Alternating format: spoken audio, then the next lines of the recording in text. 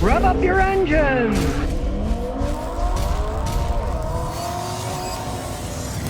Well, here's a list of the most unreliable engines that failed before 100,000 miles for the past 2 years. Now, numero uno is the Ford EcoBoost engine with the turbo 1.0 and 1.5 liter engines. Now, those are those horrible 3-cylinder engines. Again, I warn people, you don't want to go smaller and turbocharge. Turbochargers add more pressure. Yes, you get more horsepower, but you got a small 3-cylinder engine to begin with. You turbocharge it, and that was the most unreliable one. Well, hilariously enough, the 2.7 liter Ford engines is the same year that are V6s. They don't have nearly as many problems. They still won't last as long, but they don't fall apart before 100,000 miles like the 3-cylinder ones do. Now, number 2 is the GM 3.6 liter V6 and a 2.4 liter 4-cylinder turbo engines. Again, it's the turbo engine, especially if you're putting a 4-cylinder turbo in something like a Chevy Silverado pickup. It can't take it. Number 3 is Audi and Volkswagen with their 2-liter turbocharged engines. Yes. I might have put that at number 1 on the list. This is a list that was compiled by asking a bunch of mechanics, so I probably would have put the Volkswagen on the top because they seem to have the most problems with those turbo 2 liters. I have a friend who's an Audi mechanic, and he says, Scotty, we change like 10, 12 of those every month out. They're just such junky engines. Small engine with a turbo. The next are the BMW twin turbo V8s. Twin turbo.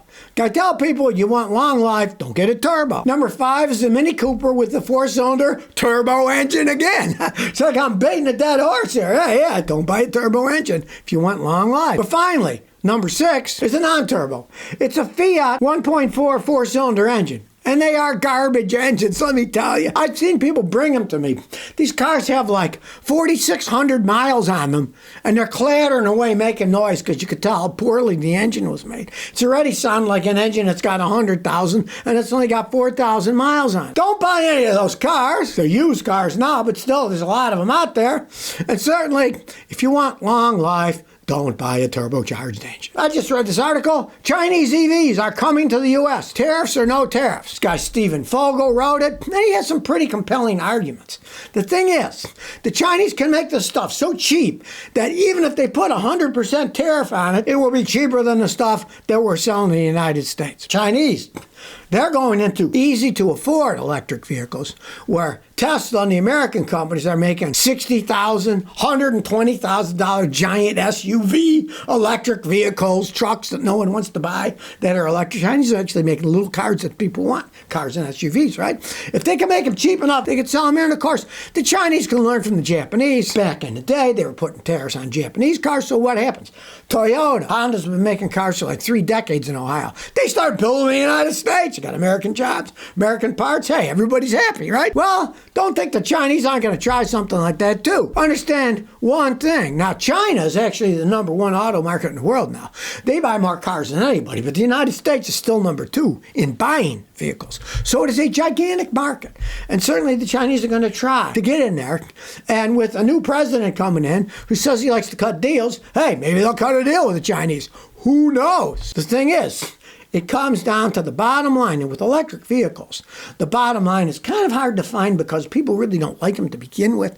But as far as I can tell, the bottom line really would be, can you make cheap enough small electric cars that people will start to try them as commuting cars, as cars for, people to go to the grocery store, small little trips, not taking 800-mile-a-day cross-country trips, no, but small little trips, and then recharge them at home. That could be a viable thing if they're inexpensive enough and they actually hold up. Now, the Chinese have been making these things for quite some time, so they're already way ahead of the curve as it stands, and it only makes sense for them to try to sell them here. We'll see if deals get cut in the next 4 years, and driving around a little electric Chinese cars to see whether they like electric cars or not. The whole thing about electric cars are the smaller they are, the better they are. They're more efficient. They don't need as much heavy, expensive lithium in them. They don't need to be recharged as often because they're smaller. They don't have a big, heavy battery that takes forever to recharge. You could recharge them faster, too. Makes a lot of sense. Well, I couldn't help but laugh at this article. A guy by the name of Eric Starkman wrote it, and he says, GM, under CEO Mary Barra, is an undeniably soulless and dishonest company. Okay? Well, if you don't know, Mary Barra has worked for GM most of her career, right? 38 years. Now, for 16 years, she was the head chair of GM Plus, which is an employee resource group for bisexual, transgender, and allied employees, right? She did that for 16 years. Then she became the CEO. Well, now they just fired 1,000 of their employees, right? And all they got was an email with this in it. And this particular email was sent to a guy who'd worked for him for 17 years. 5:07 a.m. He gets a message. Guy's name is Adam Bernard. Your contributions to GM are legion, and you will be a major asset in your next role. Okay, somebody finds another job, right? In your next role. You'll be legend, you're legendary, but we gotta let you go. And here's GM's statement about what they're doing. Quote, in order to win in this competitive market, we need to optimize for speed and excellence. As part of this continuous effort, we've made a small number of team reductions. 1,000 people being fired isn't that small, right? For example, GM's Tech Center fired 600 software engineers. So, hey, they talk the talk, but they don't walk the walk. Not that any other corporations are any different, but when times get tough, what do? They throw their employees under the bus, which is rather ironic because GM used to make buses, but they don't anymore. So they have to throw their employees under someone else's bus. Well, it looks like Tesla and Rivian, the big electric vehicle makers, are settling their battery tech theft lawsuit. Now, Tesla was suing Rivian. They said, you stole our battery technology. And it's been going on for years. Here's the funny thing, though. If you remember, years back, old Elon said, I'm saving the world with my electric cars. I'm going to give all my battery technology out free to the world to stop pollution. But then as soon as he says somebody's taking his technology, he sues them. Oh, that's a little hypocrisy going on there.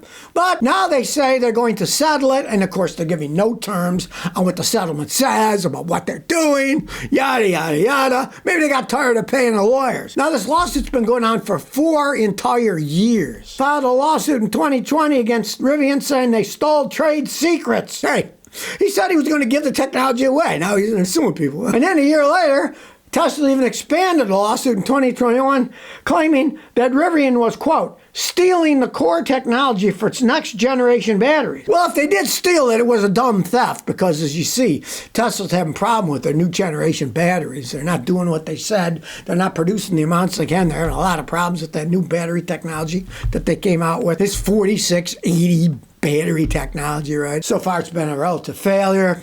Sort of, if they stole it, you stole a failure, right? But now they say they're going to settle, and of course, they're not going to tell us what actually went on behind the closed doors, but they're ending their 4-year feud over that stuff. But the whole thing reeks of hypocrisy, if you ask me. Well, there's rumor that the Volkswagen Beetle is going to come back. It would be the 3rd generation. Let's see. Germans and 3rd generations, like the Third Reich. Maybe not a good idea, right? Well, I guess the CEO of Volkswagen agrees because he says this new Beetle is not a priority. What do they say? 3rd time's a charm? Well, it certainly wasn't for the Germans in World War II. 3rd time was not a charm. So I guess they decided, no, they're not going to build this Volkswagen Bug. But look what people say, because people like the Bug. If VW would bring back the Bug in the Boston original form, says a man, of course, they would first have to teach the younger people how to drive the stick and manually roll down the window and actually turn the steering wheel. Oh, never mind. It was basic technology. They're never going to bring back basic technology, right? Another person says, that's sad they're not making the Bug. VW's forgetting its roots. There's a place in the market for cars with personality and character without performance. Looks like they're not going to be building Beetle version 3. Mark 3 is what they used to call them. So this sort of been Bug Mark 3. No, it looks like they're not going to be making a Beetle. The second version, of course, failed miserably compared to the first one. They sold tons of the first one. Then the second one they did, but it was kind of a crappy car. Their dual clutch transmission stunk. The original Type 1 Volkswagen was produced for a whopping 65 years. But the new Beetle only went for from 1997 to 2011, so it didn't last as long. It was pretty much a failure. So I doubt if they're going to make Volkswagen Mark III. Maybe three's a bad number for the Germans.